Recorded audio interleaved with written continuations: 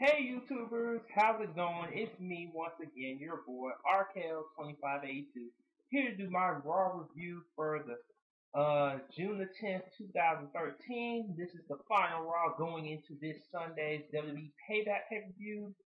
Was it a good go-home show? Only one way to find out. Let's get this review underway. So Raw didn't waste any time as advertised.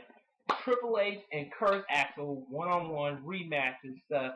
As the match was going on, you had Vincent Kennedy McMahon, and then he pretty much saying like, "Bring the bell, bring it, bring it." And he made Axel win by DQ, and I'm like, is this like another new screw job or something? And then Triple H like restart the match, yeah, because you forget Triple H has power too, because McMahon ain't the only one. And then Vince is like, yeah, forfeit the match. And then yeah, they were going back and forth, and then Triple H made the match a 60-man Iron Man match. I'm like, what? What? And then Vince is like, screw this. Like, I'm leaving with the bell and the microphone. So, like, this Raw, starting off Raw was a bizarre start. That's all I'm going to say. I have never seen anything like that. So, that's all I got to say.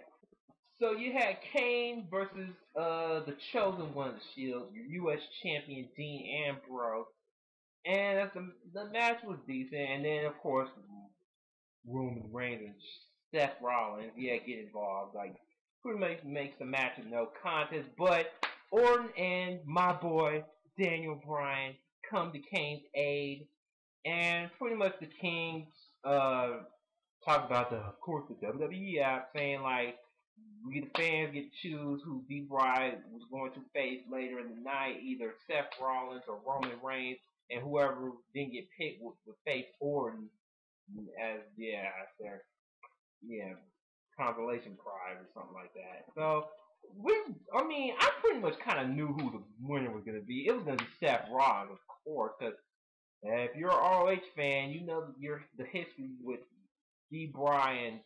At the time, he was called Tyler Black. So yeah, I gotta watch their ROH matches. Yeah, when I get the chance. All right.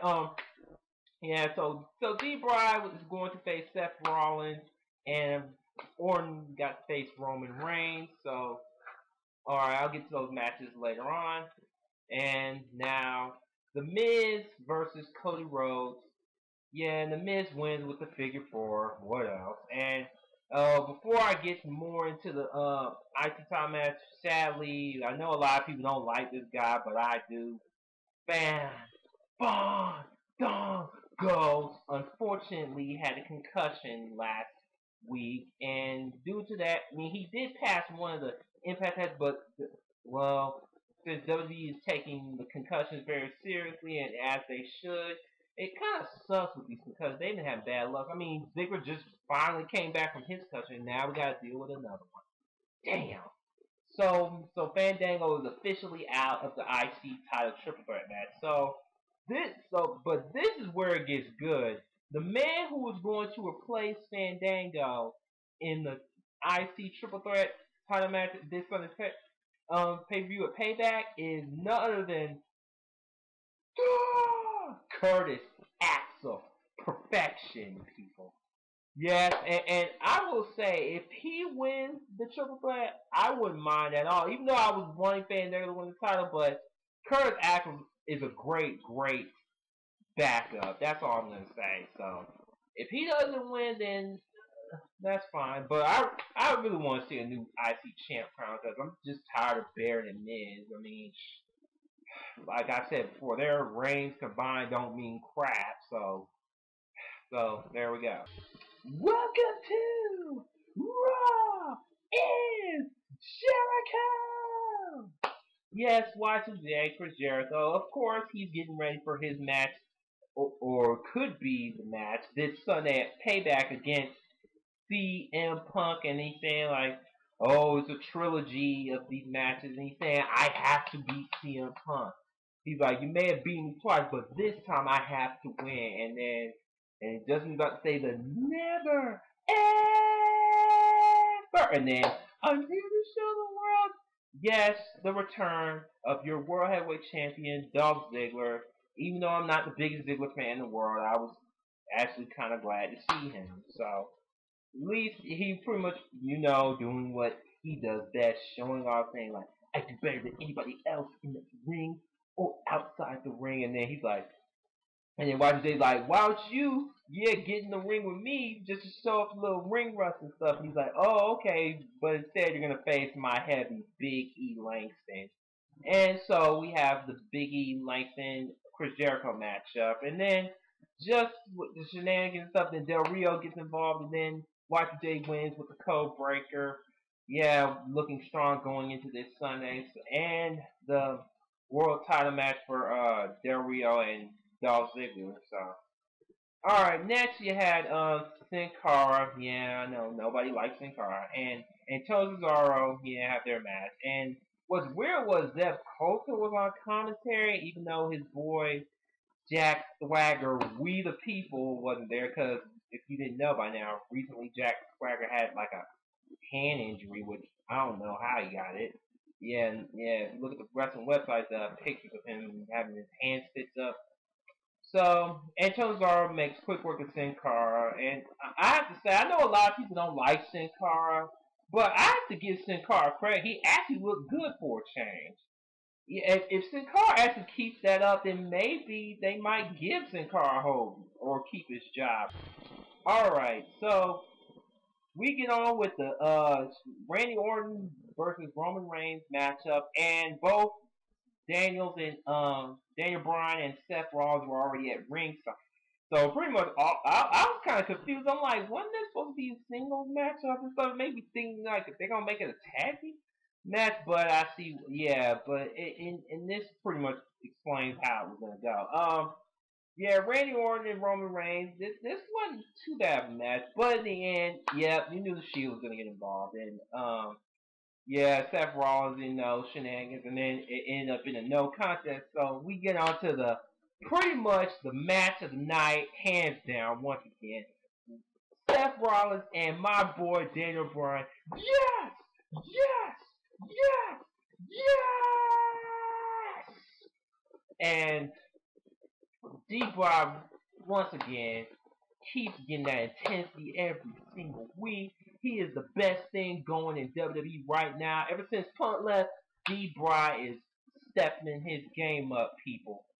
And I really, really hope, like I said last week, next month at the Money in the Bank pay-per-view, if it's true, if Daniel Bryan will face John Cena for the WWE title, I really hope it's true. Because if it is, woo, Lord Jesus, as much as I love both men, I mean, I'm gonna cheer my ass off for this man right here, Daniel Bryan. Sorry, Cena.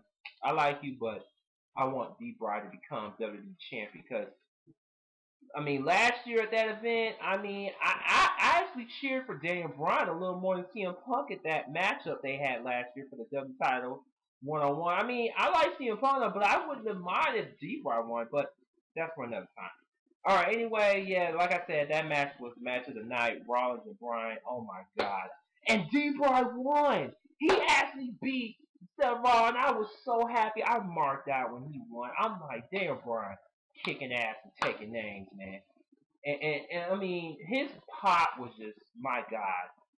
Compared to Orr's, I mean, Daniel Bryan's pop was just insane. So, once again, Daniel Bryan, Super Dragon! Super Dragon! So another big highlight for me this past Monday's Raw, aside from the Rollins Bryan matchup, yep, we finally got to the Caitlyn's Secret Admirer thing. Who was it? It was Big E Langston. Or so we thought. A Big E Langston. He was all dressed up and had flowers and stuff.